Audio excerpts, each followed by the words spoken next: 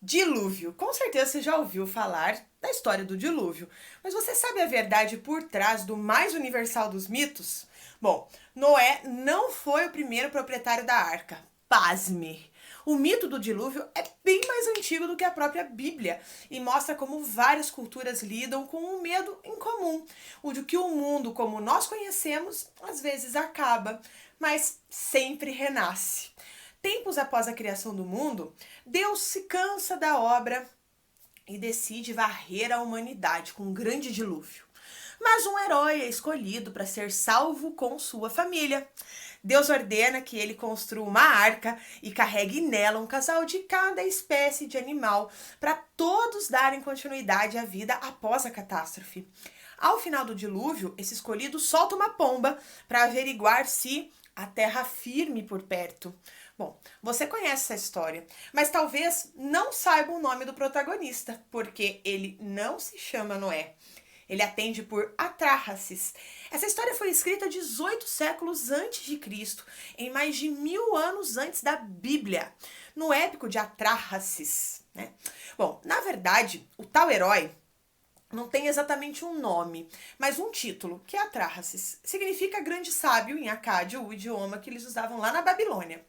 O Deus ordenou o dilúvio, né? E também ali, enfim, o nome, né, de quem vai cuidar é Enlil, perdão, tá? O nome do Deus. Então ele decidiu destruir a vida na terra por um motivo mais comum em condomínios do que em textos sagrados: a humanidade fazendo barulho e não deixava ele dormir. Então, se você tem um vizinho que não deixa você dormir, saiba que o Deus lá da Babilônia também não gostava muito não, tá? Bom, foi um Deus chamado Enki que avisou Atrahasis do futuro desastre e ordenou a construção da arca.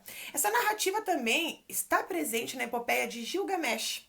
Essa foi escrita um pouco depois, 13 séculos antes de Cristo, retomando um relato original de 500 anos antes. Nessa história, o rei da Suméria encontra um homem chamado Atnapstim, tá? Que nada mais é do que outra versão do próprio Atrahasis. Gilgamesh vai em busca do homem que, além de ultra sábio, gente, que maravilha, já pensou você ser classificado como ultra sábio? Mas enfim, ele, além de ultra sábio, ele era imortal, né? E em um, né, que busca aí uma receita da vida eterna. Quem não gostaria, né?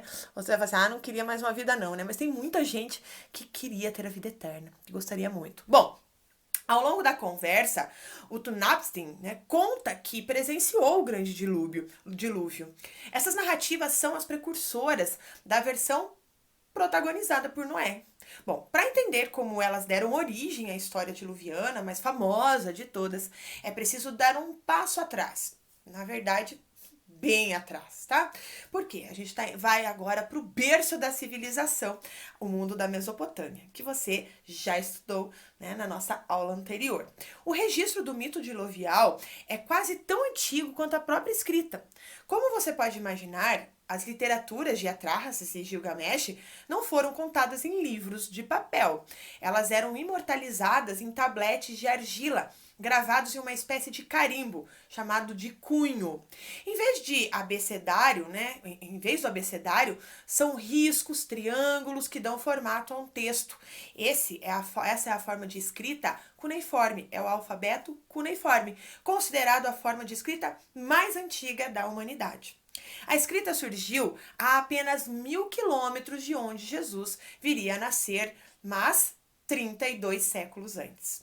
Foi nas margens dos rios Tigre e Eufrates que alguns grupos humanos se acomodaram para criar o que viria a ser as primeiras cidades da história: Ur, Erudo e Eruk. Esta última, inclusive, inspirou o nome que a região tem hoje, chamado de Iraque. Pela primeira vez, o homem adaptava a natureza ao seu estilo de vida e não ao contrário.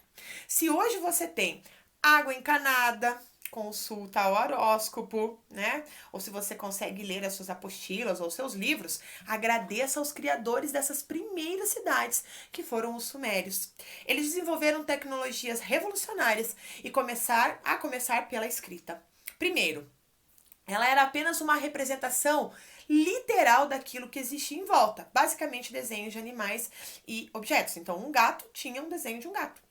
né? Hoje você escreve gato, né? Antes eles desenhavam um gatinho para representá-lo. Bom, a vida urbana trouxe mais comércio, mais estoques, contas a pagar e também mais exércitos a manejar. E os sumérios foram adaptando sua grafia de modo que ela representasse ideias cada vez mais complexas. Então, com o tempo, as figuras passaram a representar não objetos, mas sons. Então, podiam ser recombinadas num código quase mágico, capaz de reproduzir toda a fala humana. Nascia assim a escrita. Então, hoje a gente também combina o A com o B, né, o C com A, né, RLA, carne e tal. Né? Bom, o detalhe é que esse processo levou milhares de anos. Por isso, há um salto tão grande entre os primórdios da escrita e o registro das primeiras literaturas épicas e fantásticas. A narrativa do dilúvio, contida no épico de Atrahasis, provavelmente já existia antes, mas era repassada oralmente, afinal de contas, eles não escreviam ainda, né? Então, o surgimento da escrita só possibilitou que ela fosse passada para o papel. Não, Carla, para o papel não, né? Para argila, né? Você já sabe que é na argila. Bom, e aí não deu outra. A história se espalhou como um best-seller pelo mundo antigo. As grandes cidades da Mesopotâmia eram os principais eixos comerciais e econômicos do seu tempo. Então, gente de todas as regiões ia até lá para fazer comércio e acabava levando um pouco da cultura local para casa. Como a gente hoje, quando a gente vai viajar para um lugar, a gente aprende costumes e culinária e coisas, a gente leva para nossa casa, né? E histórias. Então, não é de se espantar que uma narrativa tão imponente como a do Grande Dilúvio, né, universal aí, fizesse sucesso na época. A mesma narrativa foi traduzida, reinventada, recontada e ressignificada em diversas culturas, né, e religiões também. A mitologia grega, por exemplo, possui o Deucalião, que é o filho de Prometeu, que constrói um barco para se salvar do dilúvio que os Zeus, sempre os Zeus, né, acabou aí fazendo no mundo. A mitologia nórdica também tem sua versão, só que ela é um pouco mais sanguinolenta, porque você troca a água por sangue. Tá? Então ela está presente inclusive no hinduísmo, quando Deus Vishnu encarna na forma de um peixe para avisar a um humano que o dilúvio está por vir. E é claro, existe a versão que você bem conhece. Mas agora nós vamos falar sobre a Bíblia antes da Bíblia. Como assim, professora? Bom, Noé nada mais é do que um Atrahasis moderno.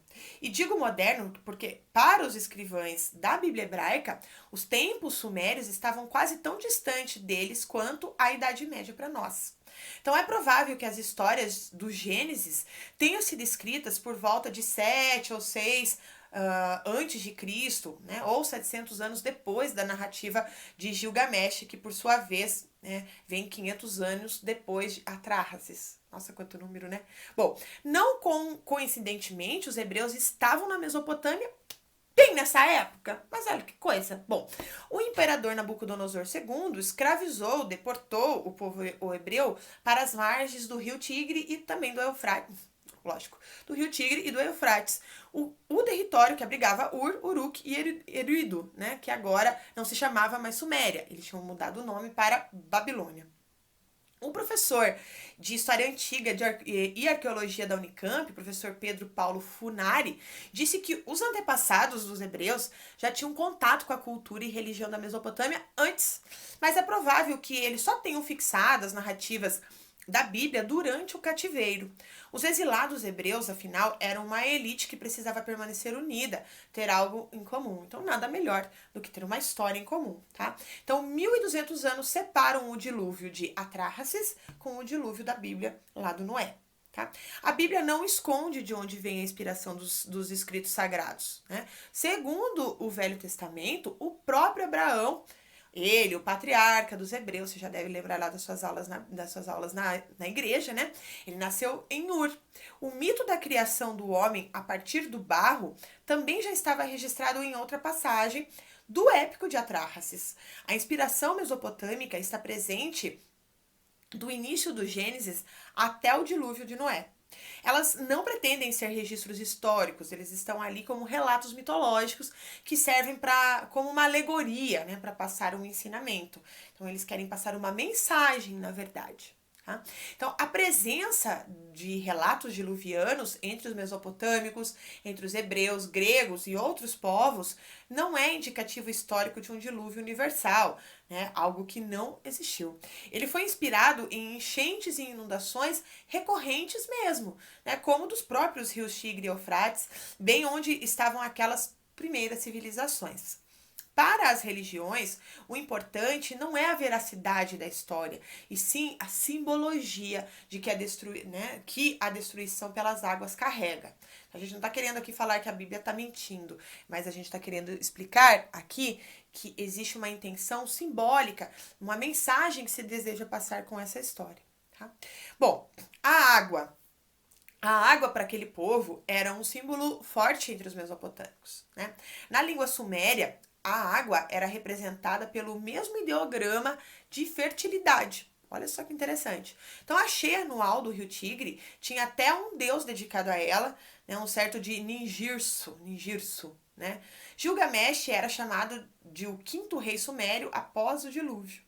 A ideia do dilúvio servia como marcador temporal. Então, os registros sumérios dividem seus reis entre aqueles que governavam antes e depois da enchente universal. Os monarcas antediluvianos, né, de acordo com as lendas, reinavam por mais de 2.000 anos cada um. Ali, as listas de reis só passam a registrar tempos de governo mais plausíveis depois da catástrofe. Segundo Jacinto Lins Brandão, que é o autor da tradução brasileira da Epopeia de Gilgamesh, que é essa que nos deu toda a base para fazer essa aula, né? Ele diz que o dilúvio para eles dividia a história da humanidade em duas: uma época fora do comum e o tempo em que a humanidade assumiu as características atuais. É exatamente o que acontece na história bíblica. Antes do dilúvio, o mundo era repleto de gigantes, né, e de homens que viviam por séculos. Não é só Matusalém o personagem sinônimo de idade avançada, né? Esse aí é um Matusalém. Você não conhece, dá uma pesquisada, tá? É o cara que significa muito velho, tá? O próprio Adão, de acordo com a mitologia do Gênesis, viveu até 930 anos. Cara, era Highlander mesmo, né? Bom, depois do reset aquático, o mundo bíblico fica um pouco mais realista, vamos dizer assim. O conceito de dilúvio talvez ilustre outro divisor de águas, a própria invenção da escrita. Antes, com as histórias e tradições repassadas oralmente, era mais difícil distinguir onde acabava a fantasia e onde começava a realidade. E parte da fantasia acabou registrada como verdade em documentos formais, como as listas que pretendiam informar quanto tempo cada rei reinou. Não é só isso, tá? Também tem fato de que as histórias eram bem antigas já. De acordo com a arqueologia, o Gilgamesh, de verdade, sim, ele existiu, teria governado os sumérios entre 2.800 anos, 2.500 anos antes de Cristo. Mas a epopeia na qual ele aparece como herói, como vimos aqui, só foi escrita 1.000 anos depois. É como se alguém de hoje tentasse descrever a Europa da Idade Média se baseando apenas em relatos orais. Bom, mas agora você deve estar querendo saber se existem outras enchentes. Sim, o dilúvio universal, como eu disse aqui, pode não ter existido, mas nem por isso ele deixa de ser universal. É que as histórias bem parecidas também surgiram espontaneamente em populações que não tiveram contato com a Mesopotâmia. Pasme, tá? A gente encontra essa história em vários outros povos. Os chineses possuem dezenas de narrativas diluviais. Os astecas diziam que o dilúvio foi responsável por transformar humanos em peixes.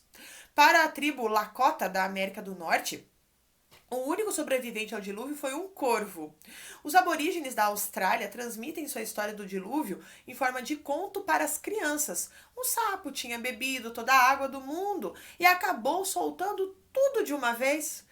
Imagina a criança imaginando essa história, né? Bom, até as tribos indígenas brasileiras possuem as suas versões do dilúvio. Os tupinambás acreditavam em 2 grandes dilúvios. A lenda começa com um incêndio universal que criou as ondulações da Terra. Até então, ela não tinha relevo. Depois veio um dilúvio que apagou o fogo e tornou tudo habitável novamente. O segundo dilúvio, Tupinambá, é mais na linha mesopotâmica. Veio o aguaceiro, né? Tipo, choveu pra caramba aqui, né? E os rios então subiram e só alguns humanos conseguiram se salvar escalando coqueiros e palmeiras. Se você não sabe escalar um coqueiro e uma palmeira, eu acho bom você dar uma treinada aí, tá? Bom, seja qual for o seu dilúvio favorito, o fato é que todos eles são alegorias para dois sentimentos bem universais: o medo de que tudo acabe e a esperança de que sempre há um recomeço. Mas vamos falar sobre os fins do mundo. As histórias diluvianas não se limitam ao Oriente Médio, como você já viu, e boa parte dos povos possui suas próprias versões. Então, por exemplo, na Austrália tem o mito dos Gunai. Então, como eu disse, um sapo gigante bebe toda a água do mundo e quando ele ainda está com ele na boca, os outros animais fazem cócegas na sua barriga, fazendo ele rir e despejar todo o líquido, causando o dilúvio.